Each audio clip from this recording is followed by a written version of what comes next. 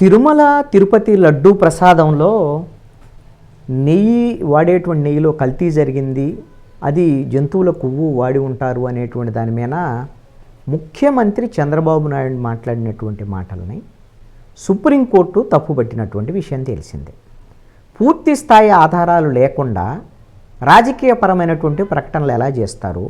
భక్తుల మనోభావాలు దెబ్బతింటున్నాయి కదా, మీరు చర్యలు తీసుకునేటువంటి స్థానంలో ఉండి ప్రకటనలు ఎందుకు చేశారని ప్రశ్నించినటువంటి పరిస్థితి.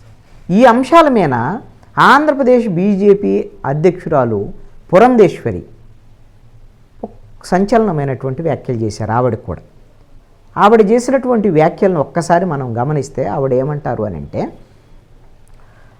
ఈ సుప్రీంకోర్టుకు సంబంధించినటువంటి విషయంలో వ్యాఖ్యలు చేసిన దాని మీద చేసినటువంటి అంశం మీద ఒక్కసారి ఆవిడ ఏం వ్యాఖ్యలు చేశారో విందామండి. విన్న తర్వాత మనం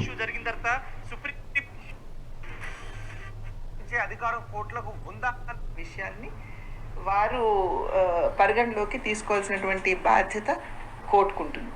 అంతేగాని ముఖ్యమంత్రి గారు మీరు ఎందుకు మాట్లాడారు అని ప్రశ్నించే అధికారం కోర్టులకు ఉన్నదా అనేది అందరం కూడా ఒక్కసారి ఆలోచించవలసినటువంటి విషయం. చూడండి, ముఖ్యమంత్రి గారు is the constituent head of the state.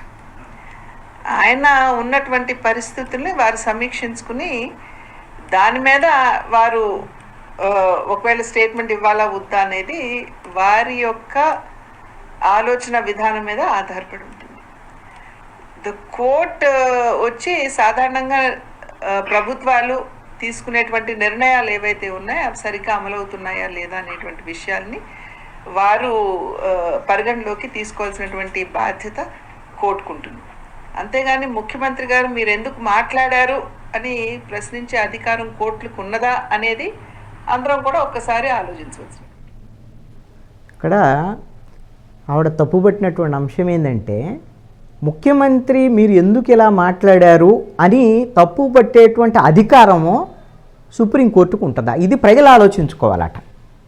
ఆవిడ చెప్పినటువంటిది మీకు ఆడియో వినపడి ఉంటుంది. చాలా స్పష్టంగా ఆవిడ అనేటువంటి అంశం ఏంటంటే, ముఖ్యమంత్రి రాజ్యాంగానికి సంబంధించినటువంటి బద్ధమైనటువంటి పదవిలో ఉంటారు, ఆయన సమీక్షలు చేస్తారు, ఆ సమీక్షల్లో వచ్చినటువంటి అంశాలను మాట్లాడతారు. అలాంటి మాట్లాడినటువంటి అంశాల మీద ఏదైనా ప్రభుత్వాల నిర్ణయాలు ఏమైనా ఉంటే వాటికి సంబంధించినటువంటి విషయాల్లో ప్రభుత్వం సరిగ్గా చేస్తుందా లేదనేటువంటి విషయము చూడొచ్చు, కానీ కోర్టులు సమీక్షించవచ్చు.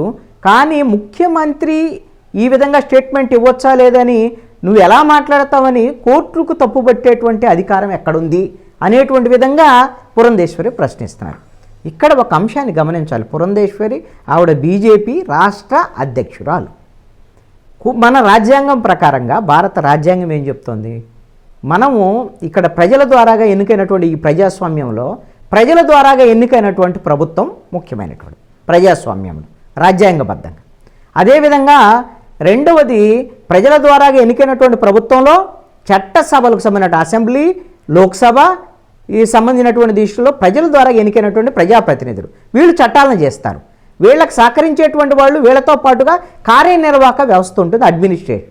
అయితే వీళ్ళిద్దరూ సరిగ్గా చట్టాలు చేసి చట్టాలు అమలు చేస్తున్నారా లేదా, ఇవి సరిగ్గా ఉన్నాయా లేవా అని సమీక్షించి వాటిని అవసరమైతే రాజ్యాంగబద్ధంగా లేవు అని అంటే, లేకపోతే రాజ్యాంగం ఏమైతే మౌలిక సూత్రాలకు అనుగుణంగా ఈ చట్టాలు జరగలేదు అనేటువంటి దాని మీద భావించిందో ప్రభుత్వం, కార్యనిర్వాహక వ్యవస్థ ప్రజల ద్వారా ఎన్నుకున్నటువంటి ప్రభుత్వం తప్పు చేసిందని గిన భావిస్తే వాటిని సరిచేసేటువంటి అధికారం, సమీక్షించేటువంటి అధికారం, అలాంటి చట్టాలను రద్దు చేసేటువంటి అధికారం కోర్టులకి రాజ్యాంగం కల్పించింది.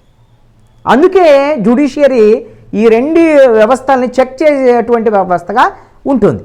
మరి అలాంటి రాజ్యాంగం హక్కుగా ఉన్నటువంటి ఏది ప్రజల ద్వారా ఎన్నికైనటువంటి ప్రజాప్రతినిధుల వ్యవస్థ, కార్యనిర్వాహక వ్యవస్థ చేసినటువంటి చట్టాలు వాళ్ళ యొక్క పనితీరుని సమీక్షించి రద్దు చేసేటువంటి అధికారం ఉన్న కోర్టు ముఖ్యమంత్రి మాట్లాడినటువంటి మాటలు సరికాదు, ఆ మాటల ద్వారాగా హిందువుల మనోభావాలు దెబ్బతిన్నాయి, మీకు అధికారం ఉంది, చట్టబద్ధంగా చర్యలు తీసుకోవాలి తప్ప మీ మాటల వల్ల భక్తుల మనోభావాలు దెబ్బతినేటువంటి విధంగా ఎలా చేస్తారు అని కోర్టు తప్పు పట్టడం అనేటువంటిది, కోర్టులకు అధికారం ఉందా లేదనేటువంటిది మాట్లాడుతున్నారు ఈ రోజున పురంధేశ్వరి.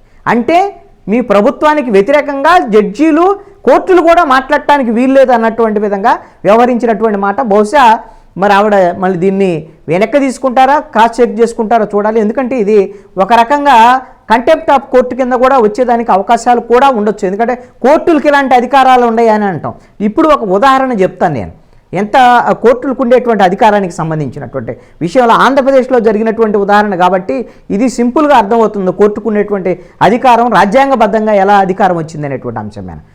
గత వైఎస్ఆర్ కాంగ్రెస్ పార్టీ ప్రభుత్వము ఆంధ్రప్రదేశ్లో 3 రాజధానులకు సంబంధించినటువంటి విషయం మీద ఒక నిర్ణయం తీసుకున్న తర్వాత అమరావతి రాజధాని ఉండాలా, 3 రాజధానులు ఉండాలా అనేటువంటి అంశం మీద ఆంధ్రప్రదేశ్ హైకోర్టు తీర్పిస్తూ ఆ రోజున ఆంధ్రప్రదేశ్ అసెంబ్లీ ఒకసారి ఆల్రెడీ నిర్ణయం తీసుకున్నది రాజధాని పలానా చోట పలానా రాజధాని అనేటువంటి అంశంలో.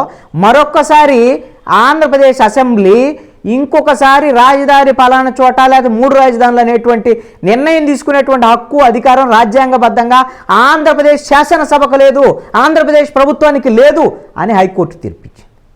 అంటే చేసినటువంటి చట్టాలు, మీరు తీసుకునే నిర్ణయాలు అవి రాజ్యాంగబద్ధంగా లేకపోతే ఖచ్చితంగా తప్పు అంటాయి. మీరు మాట్లాడేటువంటి మాటలు తప్పైనప్పుడు తప్పనటంలో కోర్టు తప్పు హక్కు ఉందా లేదనేది ప్రజలు ఆలోచించాలంటే ముందు మీరు ఆలోచించుకోవాలి. అధికారం ఉంది కదా మనం ఏదైనా మాట్లాడితే సరిపోతుంది అనేటువంటి విధంగా చెల్లుబాటు కాదు అనేటువంటి విషయం మరి వీళ్ళు గమనించాల్సినటువంటి అవసరం ఉంది.